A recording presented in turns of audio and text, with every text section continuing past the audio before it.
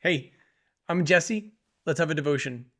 This week we are observing fulfillments of Ezekiel in Revelation and also parallels between Ezekiel's prophecies and Revelation's prophecies to show how all the prophets are giving pieces of the same story, and John's book of Revelation shows us the final piece. Here's a striking similarity between the two books. Ezekiel describes the fall of Tyre. In fact, the subtitle, I think, in the CSB for chapter 26 is the fall of Tyre. And then what I have on display here is Ezekiel 28, which is the fall of Tyre's ruler. And when we look at Ezekiel 28, as we taught, there's another passage as well that runs parallel to the fall of Lucifer. Once an angel and then in rebellion becomes the father of lies. Now, that's Ezekiel 28. And then I hope to I'm not going to teach the entire chapter. I've already done that. I just want to show you some stuff that's parallel with content in Revelation.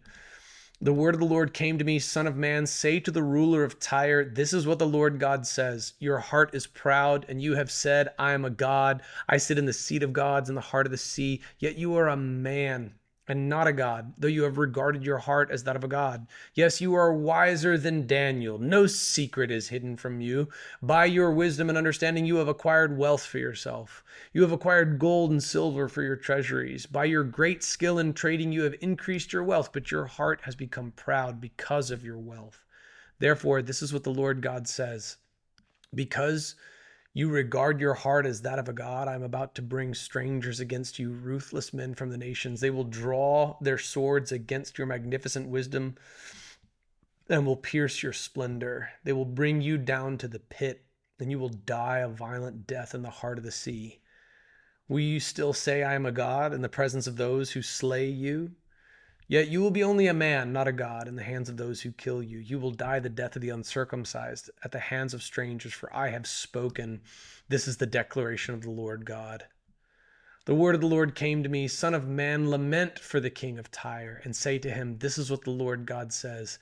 You were the seal of perfection, full of wisdom and perfect in beauty. You were in Eden, the garden of God. Every kind of precious stone covered you: carnelian, topaz, and diamond, beryl, onyx, and jasper, lapis lazuli, turquoise, and emerald. Where have we heard those precious stones named before? Your mountings and settings were crafted in gold. They were prepared on the day you were created. You were an anointed guardian cherub, for I had appointed you. You were on the holy mountain of God. You walked among the fiery stones. From the day you were created, you were blameless in your ways until wickedness was found in you. Through the abundance of your trade, you were filled with violence and you sinned. So I expelled you in disgrace from the mountain of God and banished you, guardian cherub, from among the fiery stones. Your heart became proud because of your beauty. For the sake of your splendor, you corrupted your wisdom. So I threw you down to the ground. I made you a spectacle before kings.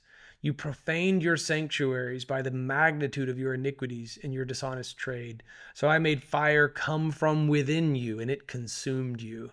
I reduced you to ashes on the ground in the sight of everyone watching you. All those who know you among the peoples are appalled at you. You have become an object of horror and will never exist again. All right, and then comes a prophecy particularly against Sidon.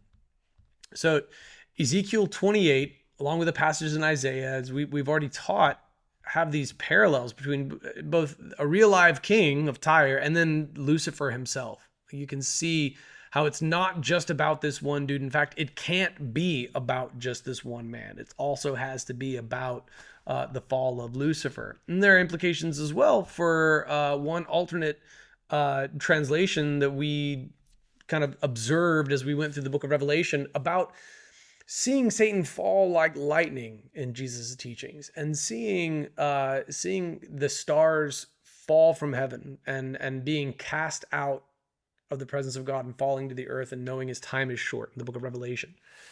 This is traditionally taught as a flashback.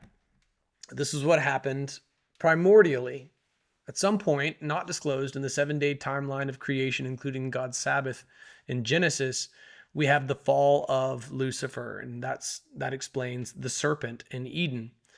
Now that has to have happened. There's an entire passage in Jeremiah that we can't make much of unless we interpret it through the lens of a piece of that prehistory and what Lucifer did before showing up in Eden. As you see, even this Ezekiel 28 passage puts him in Eden. But there's another interpretation of Satan being cast down, and that is that he's no longer given permission to approach the throne and ask for parameters within which he might attack believers, such as in the case with Job or in Peter, whom he sifted like wheat. Jesus, aware of this, told Peter, and he was even praying for Peter, that Peter's faith would stand. So Satan is no longer allowed to do that at a certain point in Revelation, and this is kind of what leads to the final turnout, the millennial reign, Satan being bound, released for a time, and then summarily defeated. You have the Battle of Armageddon, and then Satan is locked away, and then after 1,000 years, and this is my humble, more chronological interpretation of the book of Revelation. I have numerous textual arguments as to why I take that view, but I hold it with an open hand. I think believers ought not divide over this. Then comes the battle of Gog and Magog, and they're destroyed. Now, later this week, we're going to look at how Gog and Magog are also named in Ezekiel. We've got to look at that, right? And we've got to look at the specs of what I believe to be the millennial temple. And if not the millennial temple, what is that at the end of Revelation? But either way, in both of these books, in both of these texts, we do see a casting down from heaven. We see a fall from heaven. And you see the lament over that fall because everything looks so beautiful at first. This is parallel to not only just the fall of Satan as described in Revelation, but there's similar lament over Babylon's fall, which we just studied a couple of weeks ago at this point. After this, I saw another angel with great authority coming down from heaven, and the earth was illuminated by his splendor. He called out in a mighty voice, "It has fallen! Babylon the Great has fallen. She has become a home for demons, a haunt for every unclean spirit, a haunt for every unclean bird, and a haunt for every unclean and despicable beast. For all the nations have drunk the wine of her sexual immorality, which brings wrath. The kings of the earth have committed sexual immorality with her, and the merchants of the earth have grown wealthy from her sensuality and excess." Now, we talked about this, and we noted the typological parallels between sexual immorality and idolatry, how both are similarly addictive. They are different sins, and the sexual immorality of the woman of Babylon is not the literal sexual immorality of a literal woman. Rather, she's a personification of the deeply depraved culture that takes the earth by storm as they begin to follow, frankly, the devil, even aware that the devil is the one behind the beast. This utter depravity of the nations is described as everybody participating in the sexual immorality, or at other times even drinking the wine of her sexual immorality. But one thing that both prophecies have in common as well is incredible wealth. They looked wealthy. They were covered with riches. The city of Tyre had grown incredibly wealthy. And likewise, this worldview, this world system, this culture that develops in the last days as the beast takes hold politically, they're known to have accumulated incredible wealth. Now, one difference is that the riches of Tyre seem to be things of great value, but then the fall of Babylon is instantaneous.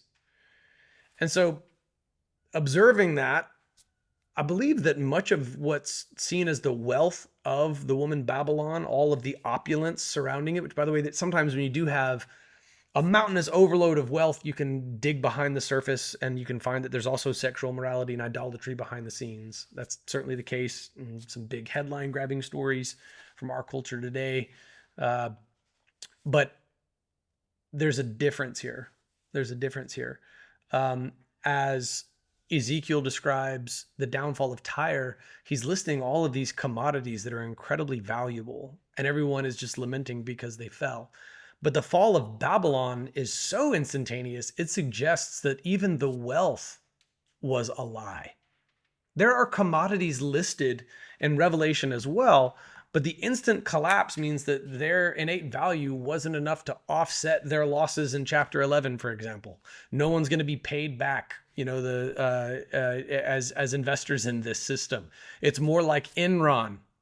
And it makes sense because that corrupt world system that has been corrupted by Satan himself is one that has been corrupted by the father of lies. So of course, the monetary increase would be a lie, that it all collapses in the end. I know that I didn't go through these chapters because I've already taught them both, but I wanted to just skim over them and draw from them both side by side to show you that both Ezekiel and Revelation describe the ultimate downfall. The devil loses in the end. So don't try to join the losing side. Don't try to camouflage yourself as a Christian, because for now, basic common sense biology, for example, might make you look for some reason like you're on the wrong side of history, as if all of history hasn't been shaped by the understanding that there are men and there are women. It may look like you're on the wrong side of history, but clearly you aren't.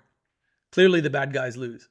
That even though it has lots of money behind it, even sometimes that money is a lie. And that value can collapse in an instant. It's a bubble that pops and bursts, and every investor just loses his hat. That's the nature of the fall of Babylon. And that was unthinkable to the people observing Tyre and all of her wealth and her downfall and the lament over the fall of it. But in the case of Revelation, as this downfall is lamented, and in the case of the fall of Tyre, as the downfall is lamented, they're lamented by people who were actually partakers of them. And to be a partaker of the wealth of Tyre was to kind of do the no-brainer. Of course I'm going to invest in this. Of course I'm going to trade with Tyre. Of course I'm going to accept the mark of the beast. Of course I'm going to be a part of this culture, Babylon. And you just look like an absolute idiot if you're not jumping right in and absolutely investing your life savings into this thing and going with your whole heart after this cultural trend, for example. You look conspicuous, but the bad guys lose in the end. They ultimately lose. Though it's the pervasive worldview, though all the world gets wrapped up in Babylonian style culture, it doesn't matter. It doesn't matter. Consensus and truth are fundamentally different things. It is entirely possible, and even has been the case, that everyone in the world can be wrong about something. You can line them all up, okay, and survey the world's population. And if you get billions of responses to a singular question, you can't still authoritatively say, this is fact, this is true. Because consensus and truth are different. In fact, it was Newton, probably the greatest mind in the history of science. He was a Christian, by the way, was positing things that upended our understanding of how, like, the universe worked. And he did it with like an abacus, by the way. Okay, he didn't have a computer, didn't have a calculator. It makes it all the more astounding. And he had to even kind of fight against his own church at times to publish these findings. But that's how scientific progress was actually made, by way of a breach of consensus. Were it not for such discoveries, we would still think that the earth were the center of the universe and things like this. So instead, consensus has nothing to do with truth. Even if every single person all gets in that line, it doesn't mean that you have to. Even if you are the only person going to what looks like the only open register at QFC, it doesn't mean you're wrong. Don't be intellectually arrogant about this. Remember, it's all just because we've received revelational epistemology. If we have ears to hear, we hear what the Spirit says. We understand the books of Revelation and Ezekiel. But this world rallies around these seemingly undefeatable Tyre and Babylon in Ezekiel and Revelation, respectively. And you look like a fool for not partaking, for not going the same route, for not investing in it. Perhaps even besides investing in it literally and financially, investing in it spiritually, becoming a part of the culture of Tyre and Sidon, becoming a part of the culture of Babylon, this network of fallen cultures globally, all following the lead of the beast. Be willing to look like a fool. It's okay to be condemned by those who are hellbound if you're saved by the one who's in heaven. I know it may be hard to be the only one at your work who holds this view. I teach music at a school I'm not talking about Northwest University right now. That's a solid Christian school, and every one of my students that I've met in person is just seems to love Jesus with all of his or her heart. But at another school, a more secular setting, it's happening again cyclically. Cyclically, I'm back at the starting line again, going through the same whole rigmarole now, where I refuse to call a girl a boy, and that gets me in trouble at first. But then over time, what I've seen is that girl comes to see the truth, admit the truth, acknowledge the truth, and love rejoices in the truth. Love does not delight in evil, but rejoices in the truth. And so I'm conspicuous again, but I've seen this cycle come and go. And I was the only one in the room at the time, the first time around, and I held fast to my testimony and the truth. And as a result, that young woman came to me and told me her real name. After I'd been teaching there for like a year and a half, maybe more than that, she came up and told me her real name. Well, now we're back to the starting line. I got a new student who's mad at me right now because I refuse to pretend like she's a boy. And it's okay. I'm okay feeling conspicuous this way. But pray for me and pray for that student as well, please. I won't disclose names so as to protect their privacy, and they're minors anyway. But for you in your workplace, where you go, everybody else might be chugging the Kool-Aid, but not you. Not you. It's okay to be conspicuous because we know that in the end, Tyre fell. Babylon falls. The word of the Lord remains forever. It's well worth being conspicuous, to be found faithful to the truth.